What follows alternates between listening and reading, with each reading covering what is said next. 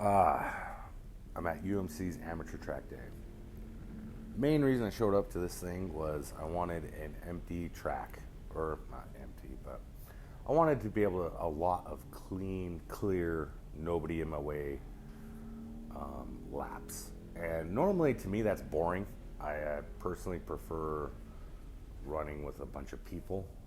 It's just more entertaining by a lot to me. But the only time I want an empty track is when I'm trying to test something.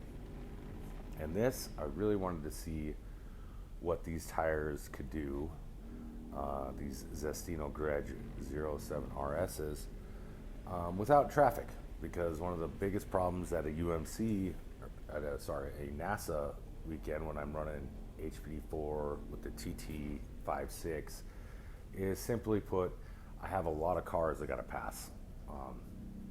Even if they gap us, it does not take me very long before I'm catching and passing Miatas. And on the east side, it's extra hard because horsepower is not such an advantage on the east as it is on the west, where the west is a lot more full throttle sections that really the power of the car can help. So I've said it a million times about that. Well, the east, it sucks because on the street tire, you only get a couple good laps, clean laps, and shoot, by the time you get through the cars, your tires are overheated and you ain't doing shit. So, yeah, it was time to, so I came into this UMC amateur track day, and it was hot. It was very hot. A little surprised how hot it was. Not too happy about it. But what do you do? So guessed on tire pressures, I guess wrong. That's a whole thing in itself. So the tires were a little overinflated for this little testing session I had. And another thing that I hate is I'm very sensitive now. I have no idea why the last couple of years I really noticed, but real sensitive to fuel load. I do not like the car when it's full of gas. It pushes the front end even more, and it's hard for me to, make my lines right. And it's not until the car gets about half a tank before it's good to go. So that was a problem that I noticed that day. And the other problem is the hour-long session. And the simple fact is 20 minutes is like a good breakup to pull in and drive around and let your car cool off. The tires never, a street tire will overheat, but I never had a problem with these Gredge Zestinos. Well, I definitely found the limit that you go like 30 minutes straight, the tires will overheat. But they are still pretty dang good, even though they're super overheated. So, well, time-wise, I can tap on the best, nice, first full, let me rephrase that, on a street tire with no traffic, and it's the first couple laps, I can break into the 49s, just barely. I can just tip right into the 49s for just a lap before the tire will exceed operating temperatures, and quickly the tire will drop into a second to 2 seconds to 3 seconds a lap. And then pretty much by the end of a normal session, 20-minute session with a regular street tire, you're doing like 53s. 53s is pretty decent with a street tire pretty much overheated on this car. So, the Gredge Zestinos, how did they do? Well, I knew they'd handle the heat a little bit better, well, actually a lot better than the street tires. So I was curious how I could do time-wise. And the answer wasn't spectacularly fast, but granted, we had temperatures that were high. We missed on tire pressure. And my first real laps with the car in its coolest position, temp-wise, the car was full of fuel, so that did not help at all. And then And when the fuel did burn off later in the session, by that point in time, I could never get the car to cool down enough to take advantage of the less fuel load. But with that being said, all those factors working against me, I got all my excuses in line, and really I could do 49s every damn lap.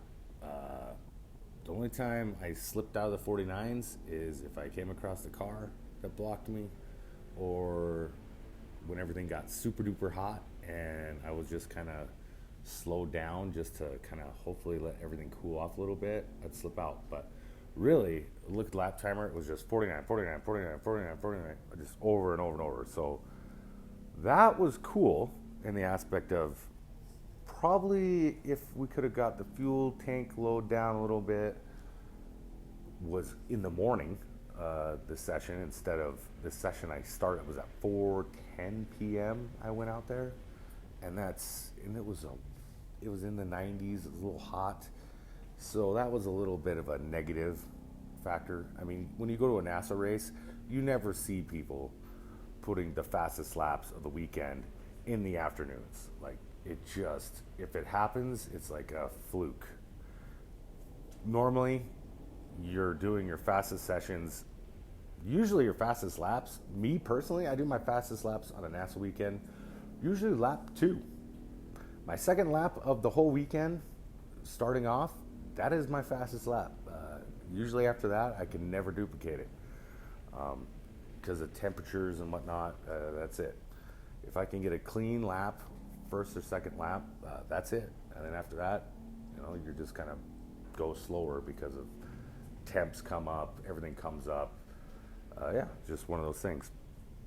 So to be able to do 49s non-stop the whole time, I was pretty impressed with that the tire, even smoking hot, and I mean I did it for like 30 something minutes straight, and it could still, even that much heat, and the tires did overheat and they did get greasy, but I could still get easily a 49. It'd be a 49 something. So that was pretty good. I like that. But I really think if everything was a little better, 48s, I think. I mean, maybe if it was a cool day, and maybe a 47 with this car and this configuration. Granted, we could, do some maybe alignment things, or put, full Stita suspension on it and blah, blah, blah. And, who knows, more power, and get it down lower than that. But I'm saying 47, theoretically, I think would be doable on perfect conditions, because this car is geared really tall. That is an issue the car has. You rarely are hitting fourth gear. I can hold third gear through sections that I know everybody else is shifting. In fact, for example, a guy I used to track with, who tracked a GT Performance level 1 car, he would run everything in fourth gear. Like, fourth gear was on the east side was his gear, where my car has absolutely no power in fourth gear, so I rarely hit it. I have to stay in third for the most part. Second gear is just a touch too low, and also some of the areas you would use second gear, the car would accelerate so hard that it would just honestly spin out. It just lights the tires up. So I kind of lug it in third a little bit, and that's just kind of how I drive the car. Right or wrong, that works the best for me. It's most comfortable.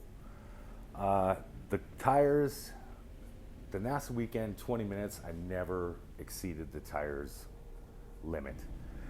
And this little session here, it's an hour straight, and I decided that I'm going to hang out there, and doing 49s was great. And then I would hit about 35 minutes or so, and the car was majorly heated, and the tires were really hot.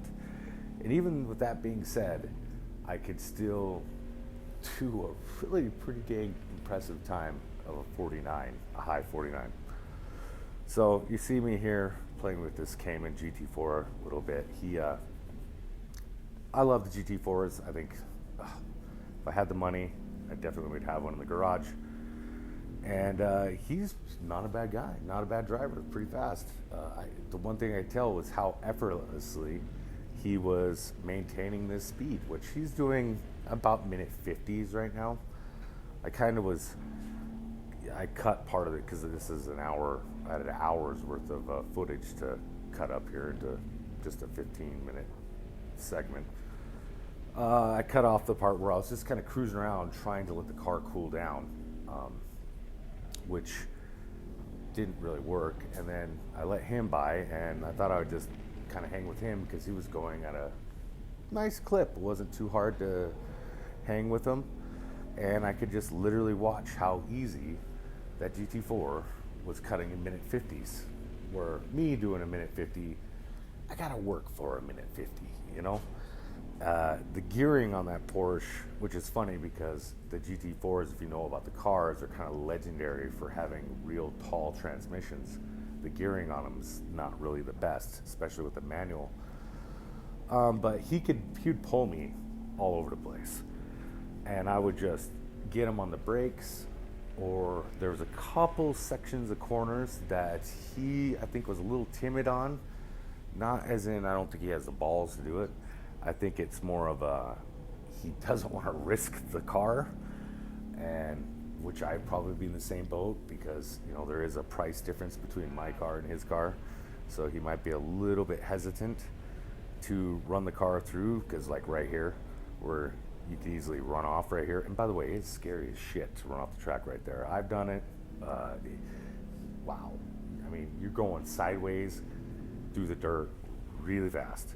So, you know, a lot of people don't really like to go through there as fast. And so I can make up ground on him. And he eventually gets kind of annoyed.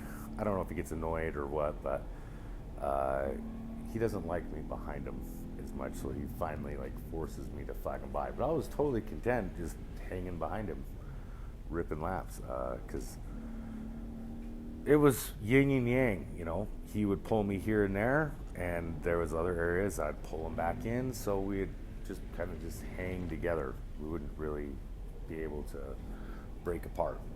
And then when he's running street tires, of course, and so when I do get by, I'm sure his tires going at this clip, his tires are getting warm to overheated, so he was probably getting harder and harder to keep this pace up. And so when he finally forces me by, I literally I dropped him in like 3/4 of the lap. I think he just went, my tires are they're too hot, I'm gonna back it down a little bit, and just let me go. So yeah, all in all, very hot day. Missed on tire pressures. Fuel load was annoying, and the session was so long that the tires got hot, real hot, and the brakes got hot, real hot. So yeah, with that being said, the times were very respectable. Doing 49s, that many 49s is I cannot complain about that. The one thing is I need to start doing when I show up to these amateur track days is normally when I do a NASA weekend, as soon as the session is over, I don't go park my car immediately. I go for a cruise. Just cruise around the pit, lugging the car in like third or fourth gear, 10 miles an hour. Just enough for the air to start flowing over everything and cooling everything down, cooling your brakes down, cooling your radiator down, before you park it. And being at these amateur track days, I was just pulling the car in the pit, letting it sit there, and it was not the best thing to do because the car would never cool down. It would never cool down enough. So I'd go back out and the car would still be hot. And what I mean, not engine temperature wise, but brake wise, tire wise, the car would never cool off all the way. Because I am brake wise, I'm using the Power Stop track day pads, which are a very respectable, good pad, very cheap. So if you're on a budget, I suggest doing it. But do they fade? The answer is yes, the brakes fade. But they fade to a certain point and then they stay there. Meaning, where a normal street brake pad, it just fades and it goes away forever, and then you just crash. This one would fade. It would still, like, you could still do major braking and be all right. It just wouldn't have the initial grab that what it does cold. Well, it's me sitting in the pits, letting the car sit there and sizzle in the sunshine after some track time. Yeah, the brakes, I went back out and the brakes were still, hadn't cooled off enough that they were still in the faded temperature range. So I was like, whoa, here we're just starting and we're already there. So if I cruise around outside the track and let air flow over everything, the brakes cool down, because I do have brake ducts that run and cool the brakes down. It constantly flows air and it'll cool them down, just pity-putting around the pits. And that's what you should do too. So if you're doing this, when you come off to do your little break, the trick is just pull out the pad, go to the paddock, and just drive around for a little bit. 3-4 minutes, do a couple loops, just let air circulate the car. And then it handles heat a lot better doing that. Well, that's it. Amateur track day. Zestinos did pretty good. 49s, theoretically, if everything was perfect and it was a morning, nice, cool session, maybe could have done a 47. With this car, this setup, maybe it was possible. It was a warm day, but a lot of clear laps, had a good time, and yeah, cannot complain. Happy.